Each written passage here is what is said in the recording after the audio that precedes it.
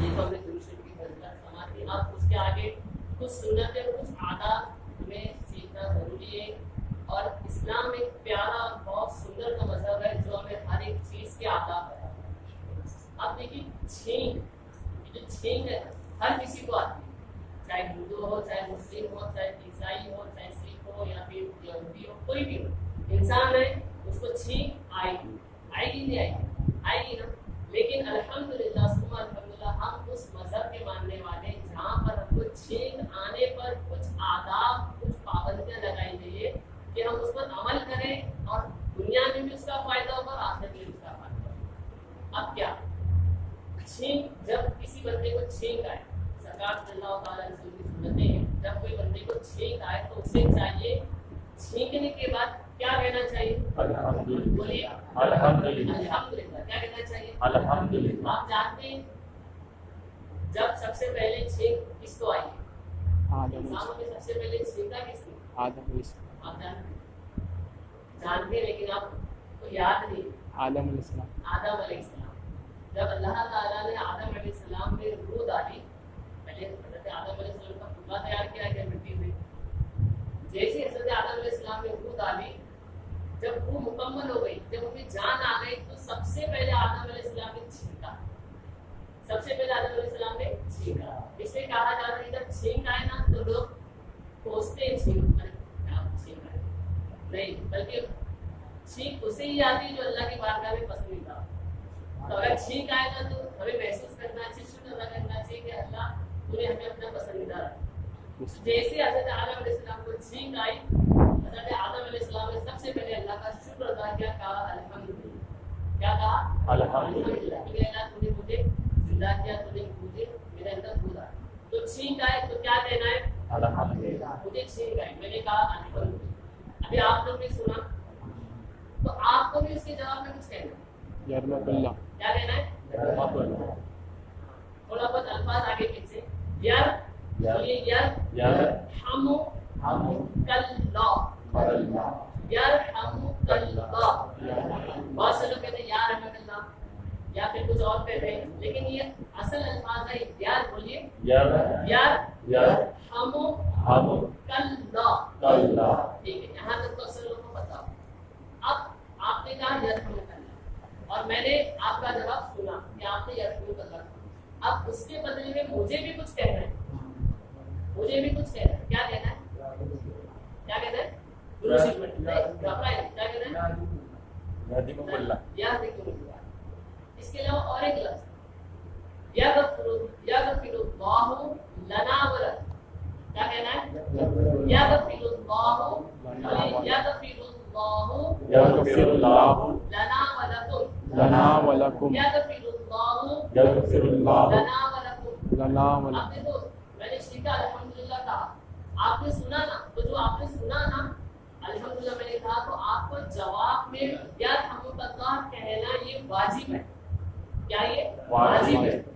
اب میں نے الحمدللہ کہا، یہ تو سنت ہو گیا، لیکن آپ نے جو سنا اگر آپ نے یرحمک اللہ نہیں کہا تو آپ کو واجب ترک کرنے کا گناہ ملے گا.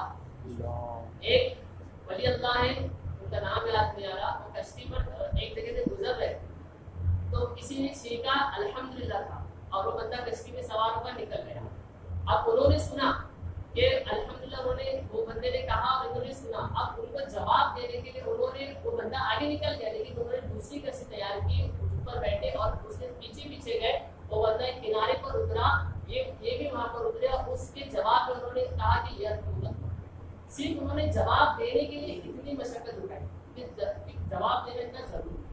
کہیں گے انشاءاللہ. پہلے میں نے کہا الحمدللہ، آپ کیا کہیں گے؟ یرحمک اللہ. پھر میں نے سنا کہ میں کیا کہوں گا؟ یغفر اللہ لنا ولکم یا یہدیکم اللہ. ٹھیک ہے. اب اس کے بعد جب چھینک آتی ہے نا تو اکثر لوگ کیا کرتے ہیں، ہاتھ وغیرہ بہت نہیں رکھتے، ایسے چھوڑ دیں ایسا چھینک. تو ایسا نہیں کرنا. رومال نکال لیں، رومال نہیں ہے تو کوئی اگر کپڑا ہے ہمارے دامن پڑا ہے وہ نکل، یا پھر ہمارے ہاتھ میں ناک میں اس طریقے سے ہم کو رکھنا ہے. ناک پہ رومال کپڑا کو اس طریقے سے رکھنا ہے. ٹھیک ہے. اس کے علاوہ ہم کو جیسے ہم نے یہ عمل ہو گیا، ناک پر رومال کپڑا رکھ کے ہاتھوں کو اچھے دھو لینا ہے. اور یہ بہت مشکل ہوتا ہے جب سفر وغیرہ میں رہتے ہیں چھینک آ گئے ہاتھ دھونے کی سہولت نہیں ہے. اب اگر اسی وہی ہاتھ میں بیکٹیریا ہوتے ہیں بہت سارے کیٹانو ہوتے ہیں, اگر ہم وہ ہاتھ کھانے پینے کے لیے استعمال کریں تو وہ چیز اور جراثیم وہ کیٹانو ہمارے اندر چلے گا, جس سے ہم کو بیماری ہونے کا اندر. دیکھو اسلام کتنا سارا مطلب ہے بیماریوں سے بچا ہے.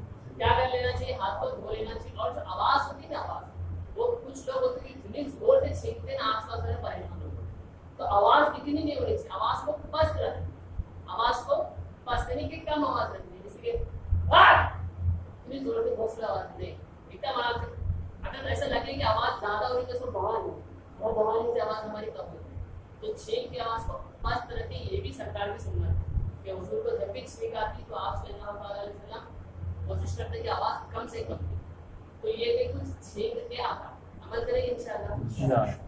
دل میں نیت ہونی چاہیے. کیا نیت ہونی چاہیے, یہ سرکار کی سنت, یہ حضور صلی اللہ تعالیٰ علیہ وسلم کی کیا ہے سنت. اگر ہم اس نیت کے ساتھ عمل الحمدللہ تو کہتے ہی ہیں کہ الحمدللہ, لیکن کبھی ہمیں دل میں ایسا خیال نہیں آیا کہ بھائی سرکار کی سنت ہے, بس الحمدللہ کہنا ہے, بڑوں سے سن کے آئے الحمدللہ کہہ رہے ہیں. سنت پر عمل کرنے کی نیت سے الحمدللہ کہے انشاءاللہ جو اس کا ثواب ملے گا, عمل کریں گے انشاءاللہ. اب آئیے کچھ چیزیں گزشتہ ایک ملا سے پہلے والے جو ہفتے مقروحات نماز, یہ تیسرا سیشن, پہلے دوسرے کی فضیلت میں نے آپ کو بتائی, پھر ہم نے آداب سیکھے. اب آئیے نماز کے متعلق جو ہم سیکھ رہے ہیں, شرائط ہو گئے, فرائض ہو گئے, واجبات ہو گئے, بہت ساری ہم نے نماز کے مسائل سیکھ لیے. اب کچھ چیزیں نماز میں ایسی ہیں جس کے کرنے پر ہم کو نماز پھر سے دہرانی پڑتی ہے. اور پچھلی بار جو جب جعفر سر آئے تھے انہوں نے مقروحات نماز, مقروح تنزیہی, مقروح تحریمی, اس کو ڈیفائن بھی کیا تھا کہ مقروح تنزیہی دو طرح کے مقروح مطلب کیا ہوتا ہے, مقروح مطلب ناپسند, اسلام نے اس کو پسند نہیں کیا ہے. اب اس میں دو طرح کی, ایک ہے مقروح تنزیہی اور ایک ہے مقروح تحریمی. تنزیہی مطلب چھوٹا مقروح, تحریمی مطلب بڑا. اور اگر نماز کی حالت میں مقروح تنزیہی ہو جاتی ہے, اگر مقروح تنزیہی ہو جاتی ہے تو اس میں ہم کو نماز کو پھر سے دہرانے کی ضرورت نہیں پڑے گی, ثواب میں کمی آئے گی, ثواب میں کمی آئے گی جو ناپسند ہے. اسلام نے اس کو پسند نہیں کیا. کچھ چیزیں جو چھوٹا مقروح ہے, مقروح تنزیہی مطلب چھوٹا مقروح, اور مقروح تحریمی مطلب بڑا مقروح.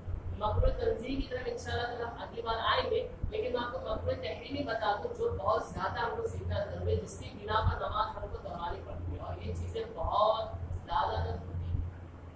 پچھلی بار بتایا گیا تھا کہ جاندار والی تصویریں, جو جانور کی تصویریں ہوتی ہیں, بہت ساری ٹی شرٹیں ایسی ہوتی ہیں جن پر جو ہے طرح طرح کی شکلیں بنی ہوتی ہیں, اور ہمارے جو نوجوان ہوتے ہیں وہ اسی طریقے سے آ کر نماز پڑھتے ہیں. ان کو پتہ ہی نہیں بھائی نماز ہو رہی ہے نہیں ہوئی ہے نا.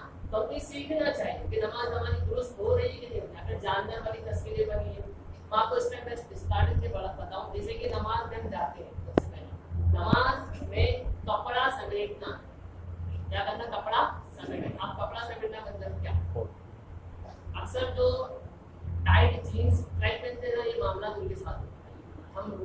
ہم رکوع میں تھے, اس طریقے سے رکوع سے اٹھے ہم, اب ہم کو جانا ہے سجدے, کہاں جانا ہم کو سجدے. اب جینس ٹائٹ ہے تو کیا کرتے ہیں, اس طریقے سے اٹھاتے ہیں. اس طریقے سے اٹھانا جو ہے مقروح تحریمی کہلاتا ہے.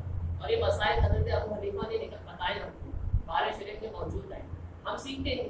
اور اب ذرا سوچیں ہم کتنے بار کپڑا اٹھاتے ہوں گے, کپڑا اٹھا کر اگر ہم نماز سجدے کی حالت میں جا رہے ہیں, یہ مقروح تحریمی ہے, اس کی وجہ سے ہم کو نماز دہرانی پڑے. اس کے علاوہ اب جب رکوع سے اٹھے, ایسا رکوع میں اب جب اس طرح اٹھے تو شرٹ کو ایسا پیچھے سے شرٹ یا ٹی شرٹ صحیح کرتے ہیں. اب کرتا پہنے تو کرتے ایسا دامن ہوئے نا, کرتے کے دامن کو کھینچتے, تو یہ سب کپڑا سمیٹنے میں آئے. تو نماز کی حالت میں کپڑا سمیٹنا ہم کو نہیں. اب جیسے کہ اس طریقے سے بیٹھے, ہم قاعدے میں بیٹھے اور ہم نے کرتا پہنا ہے. اب کبھی بار ہوتا ہے کہ کرتا جو ہے اڑ جاتا ہے نا, اڑ جاتا ہے, کبھی ایک طرف ہو جاتا ہے, تو نماز کے ہاتھ میں صحیح کرتا ہے. تو یہ چیز بھی نہیں کرنی چاہیے. اس سے بھی کیا ہوتی ہے, نماز مقروح تحریمی ہوتی ہے. اور مقروح تحریمی میں نے آپ کو بتایا کہ نماز مقروح تحریمی اگر ہوگی تو نماز کو پھر سے کیا کرنا ہوگا, بولے کیا کرنا ہوگا. اس کے علاوہ نماز کے ہاتھ میں کپڑا رکھنا. اب یہاں پر تو وہ دور نہیں ہے, جہاں پر ٹھنڈی کا موسم ہوتا ہے ہم لوگ مفلر لگاتے ہیں, گلے میں مفلر ڈالتے ہیں. اگر مفلر وغیرہ, چادر وغیرہ دونوں ایک طرف ہے, دونوں کا جو لٹکن ہے وہ لٹکن اگر ایک طرف ہے اور اسی طریقے سے نماز پڑھ رہا ہے تو اس کی نماز مقروح تحریمی ہے. اس کو دونوں ایک طرف آگے اور پیچھے نہیں لٹکانا, اس طریقے سے یہ بھی چیز کا دھیان رکھیں. پھر آدھی کلائی سے زیادہ آسپن موڑی ہوتی ہے.